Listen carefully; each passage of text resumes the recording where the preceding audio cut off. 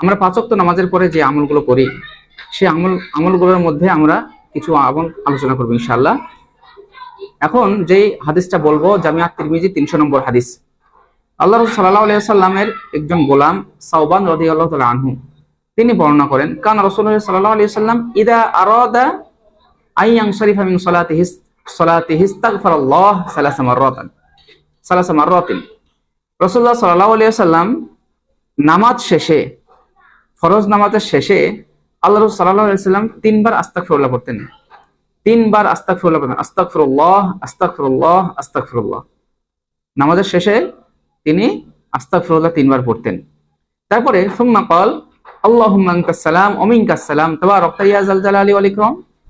তারপর রাসূলুল্লাহ সাল্লাল্লাহু আলাইহি ওয়াসাল্লাম এই আস্তাগফিরুল্লাহ শেষে 3 বার আস্তাগফিরুল্লাহ পড়ার শেষে তখন তিনি বলতেন, আল্লাহুম্মা আনতাস সালাম, হে আল্লাহ আপনি শান্তিদাতা, ওয়া মিনকাস সালাম আপনার পক্ষ থেকে